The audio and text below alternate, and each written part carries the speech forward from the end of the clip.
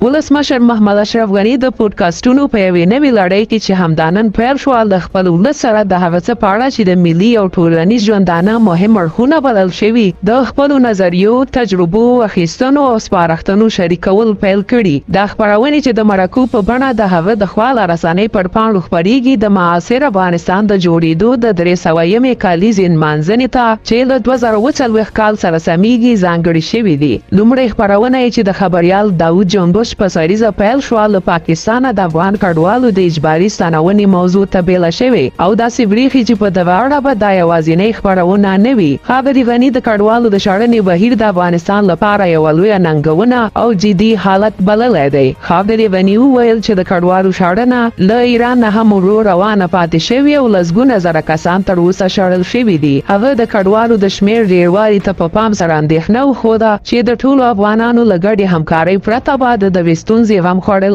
اسانه نه وي. هغه وایي حالت جدي دی ځکه آبادو ته یې وګورئ کم تر کم 8 میلیونه افغانان کډوال دي. د ملګرو ملتونو اټکل دا دی چې 4.5 میلیونه افغانان په ایران کې دي او نور پاکستان کې. ولې د ایرانیانو د داخلي وزارت خبره دا ده چې له 15 تر 6 میلیونه افغانان په ایران کې دي. پر دې سربېره اټکل دا دی چې 4.5 میلیونه افغانان د وطن په داخل کې بې ځایه شوي دي. نو مسله واقعا جدي ده. ولسمشر غنی له افغانستان د نړیوالو پام او غوښتنې ته په اشاره وویل چې اوس هېواد نړیوالو ته د ارزښت له پلوه د سومالیا درجې ته لوېدلی او له نورو نه د ډېرې مرستې او لاسنیوي تمه نشي کېدی. هغه وویل ما بار ولس ته عرض کړی و خو له بده مرغه هغه پایداره او ابرومندانه سوله چې زموږ آرزو وه هغې ته ونه رسېدو. نو ضرور ده چې باید پوه شو چې بغیر له دې چې خپله ملا وتړو او یوې لازمې اجماع ته لاړ شو او یوه طرحه ولرو بله لار نشته. په دې خپرونه کې ولسمشر غني خپلې شخصي تجربې هم شریکې کړې چې څه ډول د ثور تر کودتا وروسته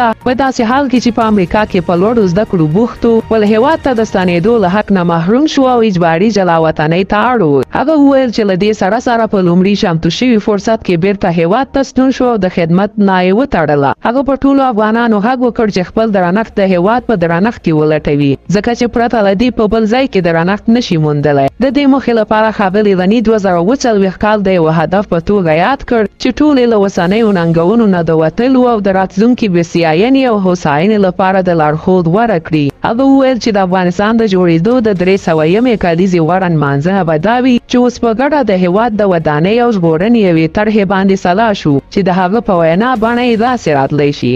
یو باید په واضح توګه ځینو لومړیتوبونو باندې نتیجې ته ورسیږو او دویم عملي برخې یې باید وګورو چې څنګه یې سرته رسوو او که شرایط بدلیږي څنګه بیا هم شاته نه ځو. دغه یوه لاره ده چې موږ ته جهت راکوي. د پودکاسټونو دا لړۍ به روانه وي خو د بلې د خپرېدو نیټه نه ده ښودل شوې.